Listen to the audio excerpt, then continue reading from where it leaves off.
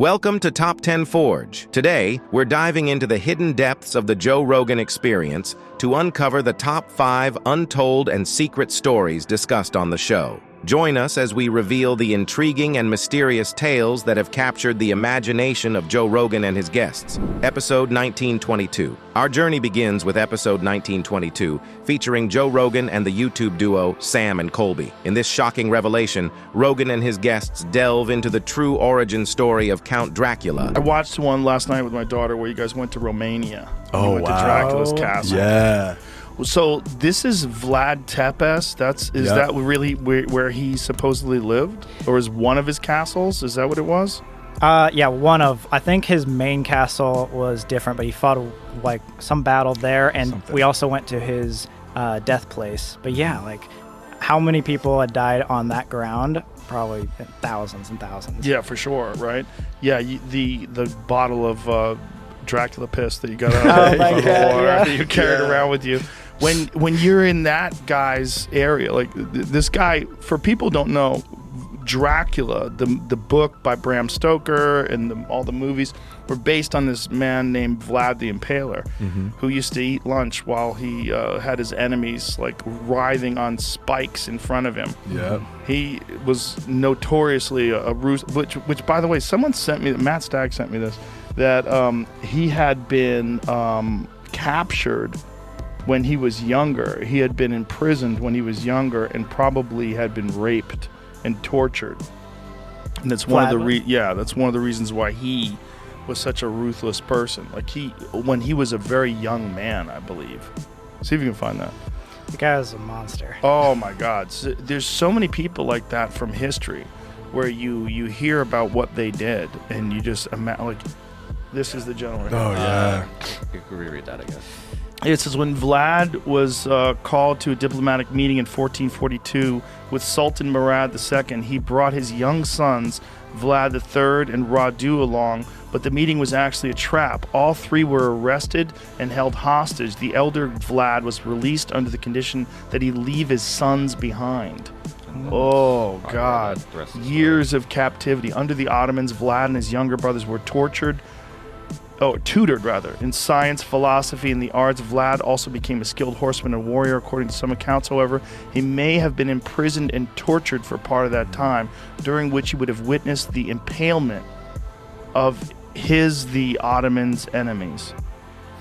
Scary. There's even rumors that like he would drink the blood of his enemies, which is why he gets compared to Dracula so much. Yeah, Jesus Christ. Go back down a little bit. The rest of Vlad's family, however, failed even worse. His father was ousted as the ruler of, how do you say that word?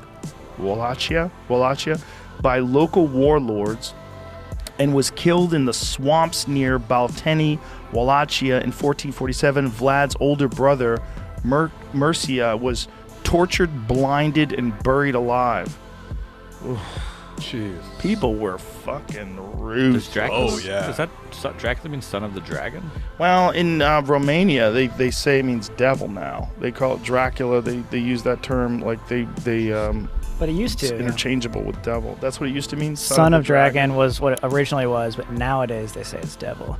Yeah. Amazing that guy then became what everybody thinks of as the guy with the slick back hair that's a vampire. Right, the character. You know, like, did you guys watch the Bram Stoker movie? Bram Yeah. Stoker's Dracula? Yeah. With Gary Oldman? Fucking great movie. Yeah. Man. That's wild. He literally created the character, I believe, of the vampire. And like, well, there was films like, have you ever seen Nosferatu? Mm-hmm. Sure. Like that Yes. is honestly probably the scariest figure in my head. Like, and I want to hate say that was, what year was Nosferatu? 1922. Wow. Damn, because that was a silent movie as well, I believe. Yeah, right? it was silent. I saw that movie at the public library when I was 7 years old. Hate this guy. Yeah. Oh my God, what a great monster movie though. Like, what a great character. And he lived in coffins and shit, and he was on a boat. Whew. Oh. I hate it. Yeah, that was the original vampire. Yeah. I mean, one of the best original of the scary movies. What is that one? The remake. It's a different one? Werner Herzog remake. Oh, really? Werner Herzog remade it? No shit. When did he do I that? don't know. That's what it says. No kidding. 1922 remake, yeah. 2019. I never heard a peep about this. Did you? Wow. Huh. Sure have not. Huh. Okay. 2. Unveiling the History of the Swastika, episode 2030. Next up, we have a captivating discussion from episode 2030 where Joe Rogan reacts to the history of the swastika. Joined by Protect Our Parks 9, Rogan explores the origins and significance of this ancient symbol. All right. How do we know that's not photoshopped?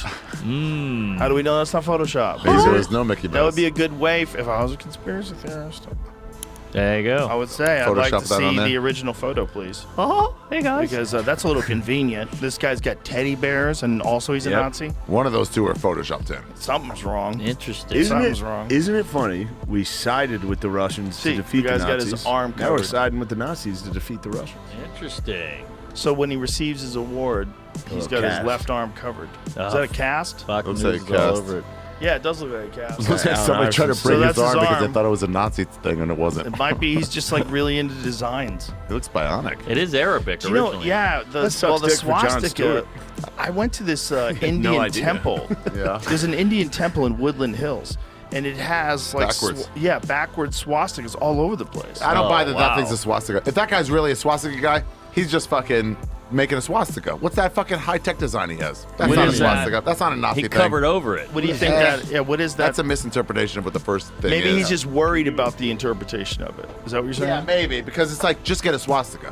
What? But No, I those think it's a guys, symbol. those Yeah, that, sure, Azov get that. guys, What he got Yeah. was like Rockefeller electric. Center. That guy. No, but the Azov battalions. Rockefeller Center. Yeah, they had to they ended up covering it up eventually. Wow. Look at that. Found on piping and valves during construction What project the at the state it's capitol. the opposite way, right? What year was that? Why are you confused by that? They bought piping Yeah. from I Nazi didn't know Germany. that. Yeah. Yeah, they were making steel.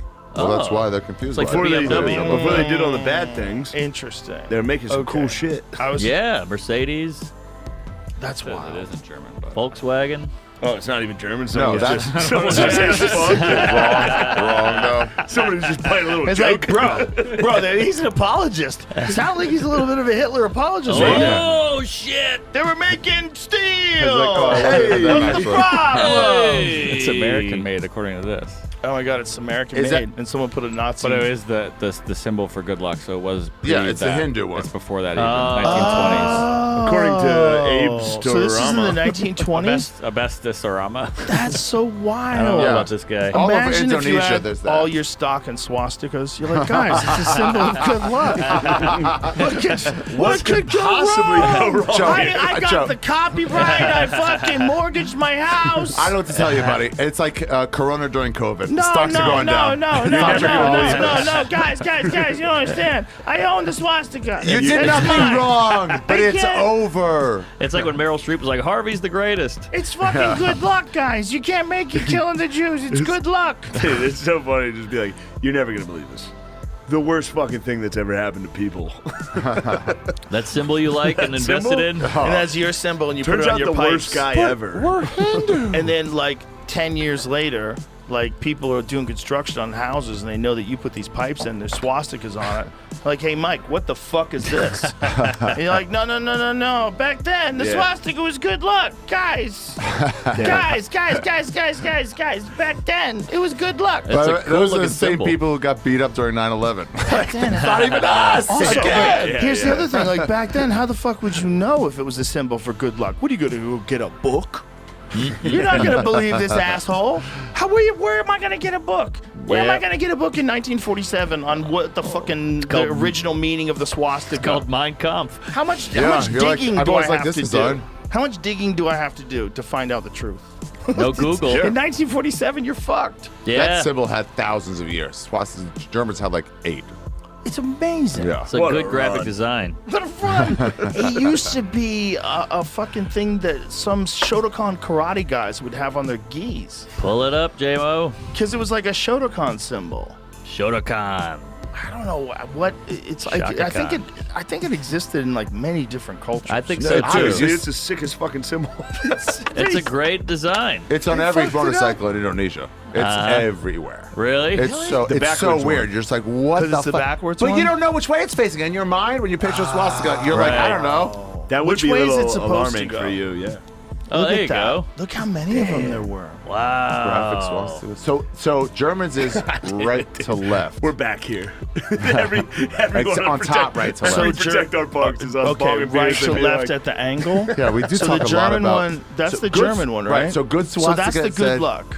Left to right. No, wait, right, Yeah, I know, but who's left doing to that? right on the Counting? top. You know what's really bizarre? Yeah. You 100% see those kind of things when you're tripping. You don't see them like that. Yeah. You take see them mushrooms like to see swastikas. you don't see that. You see like infinite Yeah. versions of that with like squares and boxes and tubes and shit. But you see those kind of like Yeah. swirling, Jewish. moving geometric patterns. It's funny they don't have German on there. Jewish. Like I wonder if the origin of that was Yeah. people tripping. I wonder if Maybe. the origin of that was like someone eating mushrooms and seeing these wild, crazy patterns and saying, "Oh, that's good luck." Hold on. Wait, could you go back to the Hindu one? Oh, that guy's hilarious. Dude, that's Could you go so back to crazy. The one 'Cause- that said Hindu? Look at Yeah. that. Where? Star of David swastika? Because like I've never seen a swastika. Whoa. Wow, it's facing the right way. I've never seen a I mean- swastika while I'm tripping, but I've seen the That. geometric patterns like that. Yeah. That would be like I would certainly see how someone who had tripped before would think of that as a representation of what you see when you're tripping. And why did those ones never go the other way? Oh, don't click it, Jamie. Because you know what? It seems like it's got motion to it. Yeah, You know what I'm right. saying? And that's like But what you square. when you experience, like when you're tripping and you experience like whatever the fuck you're seeing. The good luck they version. they're not static, right? Right. They move. They're They constantly rotate. moving and rotating, and that looks like if I was gonna have it like a two-dimensional drawing, Yeah, it's or like- Yeah. something you could see where you're tripping balls. That's what it looks like. You gotta And get that's one what it in there. was. It was a I good bet- I luck thing bet- for thousands of years. Yeah. And the fucking And the Nazis just took it ruined over. Everything. That was the Fucking Nazi- second that was worst like the thing worst they thing did. they did. Yeah. Second worst thing they did. And also, it's the crazy thing is like how good they were at engineering. How good their fucking cars were. Oh, they're very efficient How people. good their engines were. They suck, dude. Fuck Germany. It does go to this every time. I'll be in Berlin in 1 them, week. dude. Bro, they did some wild shit. They got rowdy. I mean, yeah. Got this building in San Diego. What is that? Oh my god, it's a swastika building. Oh, that's on purpose? shit. No. That's that the guy- right way. But that's the correct way. That's Bro, the the good luck guy way. went, son of a bitch. Still got a Jewish landlord. That's a Jesus Christ. Absolutely. Oh my god. 3. The Disturbing Story of Ruby Ridge, Episode Unknown. In this chilling episode, Joe Rogan and Mike Glover delve into the disturbing story of Ruby Ridge. This tragic tale of government overreach and the loss of innocent lives exposes the darker side of law enforcement and raises questions about individual liberties and the role of government in society. Ruby Ridge, by the way, is seen as a success by the FBI, Which is crazy. which is fucking bananas. You got- Tell people if they don't know what Ruby Bridge was. Tell Yes. them the story behind it. So Randy Weaver, a Green Beret from Vietnam, shacks up in rural Idaho, and he decides that he wants to have a life off-grid. And the FBI, doing an investigation with the ATF, finds out that he has some kind of gun issue, and they need to do an investigation, and they need to go on site. But this is almost, it's crazy because there's similarities with our situation. You find out the guy's background. Like if you're developing a target packet on a bad guy, you would want to know the guy's background, right? That's the first thing you do because you want to assess potential risk to force and you want to mitigate risk overall. What's his background? Green Beret, Vietnam. Oh, fuck, right? Then everybody gets all fucking crazy, right? They start going, oh, we need to find out more. So they do surveillance. They don't just do off-site surveillance. They don't do long-range surveillance. They get in ghillie suits and low crawl to his fucking cabin, right? In ghillie suits. His son and his dog are out on the property because it's his fucking property, and they discover these guys in ghillie suits. The son raises his rifle, shoots and kills one of the FBI guys, and the FBI guys kill his son. So what would you do if you own property in rural anywhere in America, you hear gunshots and your fucking son's dead and you don't know what's going on? And it's a bunch of dudes in ghillie suits. So He winds up locking himself and barricading himself in the cabin, and then they deploy the FBI hostage rescue team, HRT. I actually interviewed one of the guys that was he was in the sniper site as a sniper for FBI HRT when this went down. So, long story short, they kill his wife as well, shoot his wife. While she was holding a baby. While she was holding a baby. They think, talking to one of the snipers, they thought that he was charging them into their position, but he was fake charging. Like he was making like a gesture like he was charging. So they got panicky and they started breaking shots off at him. I don't know if they wounded him, maybe he wounded him, but he gets back inside, and so they dump the next person they saw, which happened to be the wife. So they end up barricading the place even more, and his ex-commander is the one that basically does a call out and gets him to negotiate and then eventually gets him to surrender. So all this is said and done, the FBI is found in the wrong. They sue the FBI, they win. It's a insanely controversial topic, but if you look at the FBI, two of the successes, I mean, there was guys who got awards from the FBI on that fucking mission. Like, even though it was proven that they were in the wrong. Yeah, even though it's proven they were in the wrong. Like Waco is a good example of it as well. But this is what I'm talking about. Like there's a breakdown between organizations in the government and their powers that be, and likely a tipping point of mistakes that cascaded into the catastrophe that it was. But that's the problem. I mean, we're seeing those things now.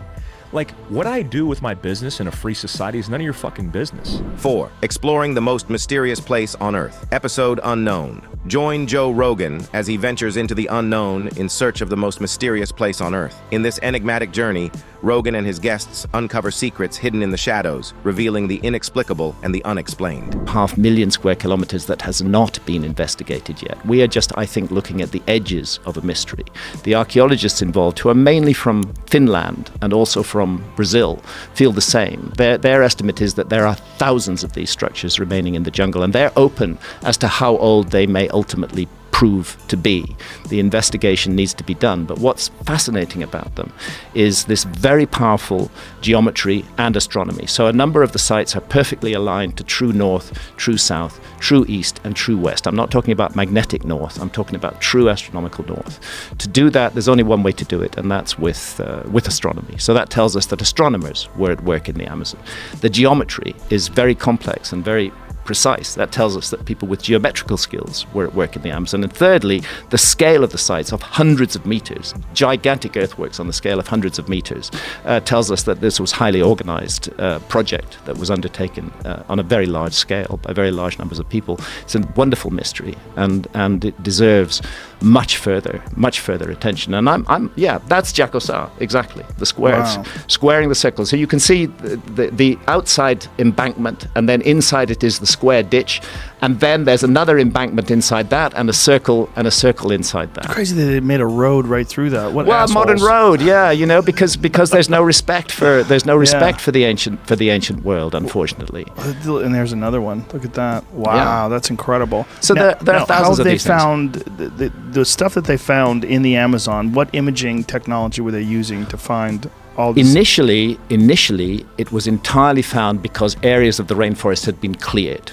Economic interests said, we want to make a cattle ranch here, or we want to make a soybean farm here, so we're just going to clear the rainforest. In the process of clearing the rainforest, they start discovering these earthworks that had previously been completely overgrown by the jungle.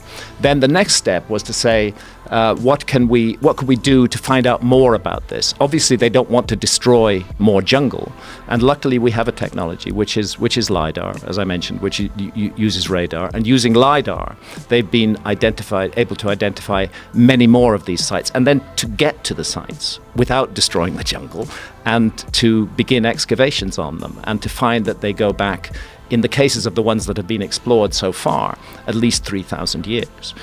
This is an intriguing development, completely unexplained in our understanding of the Amazon. And what it suggests is a heritage of extremely ancient knowledge. You don't wake up one morning and create a perfectly geometrical square or circular earthwork that's perfectly aligned to true north, south, east, and west on an enormous scale. There has to be a background to that. There has to be a reason for doing it. And the evidence is none of these sites were lived in. There's no habitation refuse found in them whatsoever. We don't know what they were used for. I make the case in America before that they're connected to a system of ideas which is found all around the world, which is to do with death and the afterlife destiny of the soul. And I go into the issue of ayahuasca in this book because, first of all, ayahuasca is itself another example of Amazonian science. As you and I and many of the listeners and viewers know, the active ingredient of ayahuasca is DMT, dimethyltryptamine. But dimethyltryptamine is not normally accessible through the gut. We have to smoke it or vape it to get that rocket ship to the other side of reality. And the journey lasts, 10, 12 minutes, not much more than that, and sometimes quite a lot less. What ayahuasca does is it makes DMT available through the gut. The reason it's not available through the gut is because of an enzyme in the gut called monoamine oxidase. And that switches off DMT on contact. The ayahuasca vine, which is one of the two ingredients of the ayahuasca brew, the other ingredient is leaves that contain DMT. The ayahuasca vine contains a monoamine oxidase inhibitor, which switches off the enzyme in the gut and allows the DMT to be accessed orally, which produces a rather different journey from the smoked or vaped DMT trip. It's a much longer journey. It's 4 or 5 hours. It allows you to integrate and to interrelate with the strange landscapes in which you find yourself amongst. And the entities that you encounter, I'm not making any claims about the reality status of those entities, but what I am saying, and it's a fact, is that people who work with DMT and ayahuasca do encounter what they construe to be entities who communicate with them intelligently. So somebody in the Amazon, out of 150,000 different species of plants and trees, selected 2 that are not psychoactive on their own, but when put together, create an extraordinary visionary brew. And ayahuasca means the vine of the dead. And what it's connected to in South American religious and spiritual thinking is what happens to us when we die. The Tucano, who are an Amazonian people who work regularly with ayahuasca, I mean, the Tucano actually will give a teaspoonful of ayahuasca to a newborn infant. They feel ayahuasca is so important that there is a hidden realm around us which we are not normally aware of, and we need to be aware of it, and ayahuasca is an important part of that.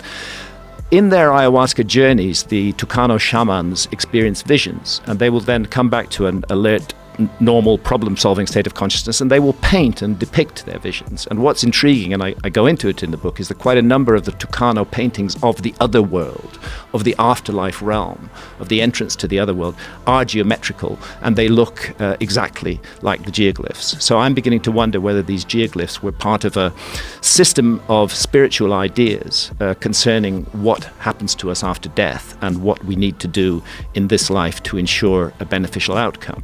And oddly enough, that same system of ideas is found in the Mississippi Valley. In the Amazon, it involves particularly ayahuasca and the belief that the ayahuasca journey takes you to the afterlife realm and a journey along the Milky Way. In the Mississippi Valley, the mound builder sites up and down the Mississippi Valley, particularly Moundville in Alabama, exactly the same system of religious ideas associated with geometrical constructions, that on death, the soul, they're very specific, ascends to the constellation of Orion, transits from the constellation of Orion to the Milky Way, makes a journey along the Milky Way, which they call the Path of Souls, and encounters challenges and ordeals where the soul must account for the life that it has lived. Then we go to Egypt, and what do we find? The same system of ideas. The soul must rise up to the constellation of Orion. There's a narrow shaft cut through the southern side of the Great Pyramid of Giza, which targets directly the lowest of the 3 stars of Orion's belt. Widely accepted as a star shaft or a soul shaft. The soul would rise up through that shaft, get to the constellation of Orion, which stands by the banks of the Milky Way. It would then transit to the Milky Way, which the ancient Egyptians called the Winding Waterway, and it would make a journey along the Milky Way where it would be confronted by challenges and ordeals. Very similar idea to the Tucano, very similar idea to the Mississippi Valley. As far as we know, none of these cultures were in contact with one another. Either we're dealing with a huge, unbelievable, extraordinarily detailed coincidence involving architecture and ideas, or we're looking at a legacy that was inherited in all of these different places from a remote common ancestor. And I believe that that's what we're looking at. What do we think the 5. Sam's encounter with a demon, episode 1922. Our final revelation comes from episode 1922, where Sam Goldback shares his chilling encounter with a demon. Joined by Colby Brock, Sam recounts his harrowing experience, offering a glimpse into the supernatural realm and the thin veil between our world and the unknown. My stepfather, who's like a very like sober thinking, like rational person, went to Gettysburg and he said, you can feel the sadness. Yeah. He goes, it just feels horrible. Like you're there and you feel death.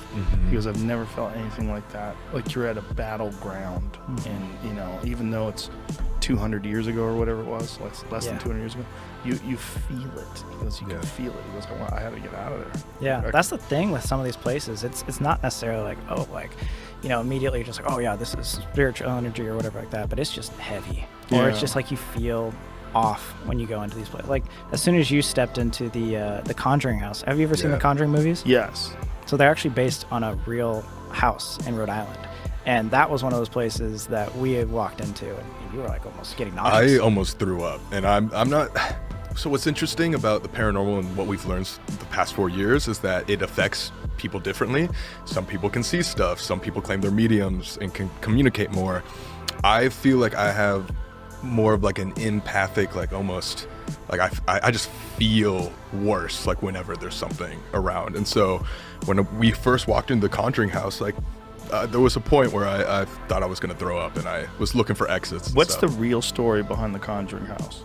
What's the actual story? So yeah, the movie story is like this witch Bathsheba or whatever, but the actual story, there's a bunch of different things that they say are haunted, but it's actually built on the grounds of the. Is that the house? That's yeah, it. it's creepy.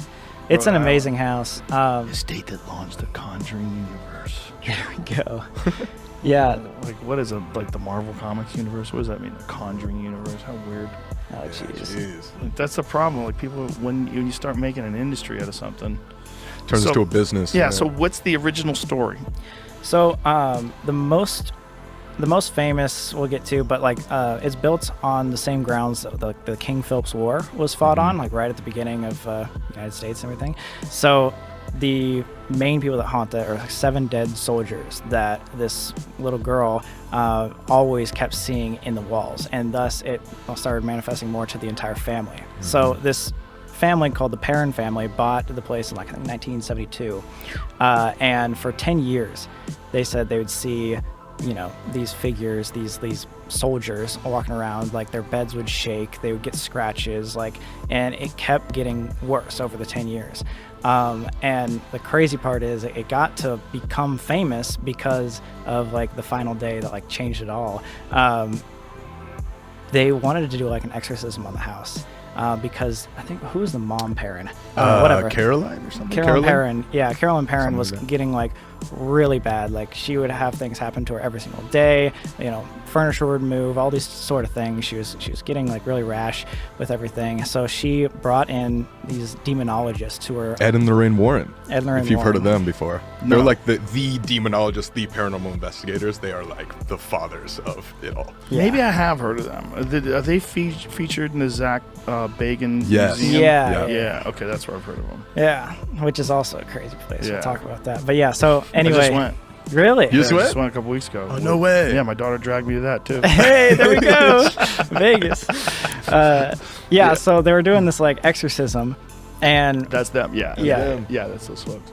Okay. And so they do an exorcism there. they were doing an exorcism, and I don't know exactly prior to whatever happened, why they called it. She was just having a bad time, just like, you know, over the last couple of years, and they wanted it to end.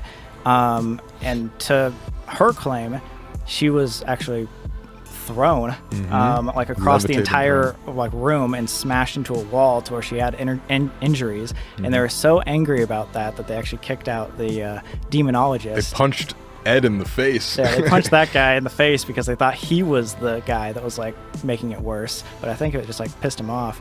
And so that thing. When you say they punched him in the face, you mean the ghost punched him in the face? No. The Perrin family. dad. Sorry. The dad did. Or something. Okay. Yeah. The Perrin family was like They're getting assaulted? the Perrin family, was like really They punched upset. him in the face because he thought that he threw the wife across the room? Or Yeah. he was He responsible thought for it? they made it, or he was there, and like the exorcism that he was conducting made it more angry, which in turn hurt his wife. Oh, so he got angry. He was like, but "Stop you doing this." Brought him Punched in. him. Yeah, exactly. Exactly, It's like yeah. hiring a priest Sell and the then house, punching bro. a priest. Right. Move. Yeah, exactly. What the fuck is wrong with you? Move down the street. Punching people. Come on.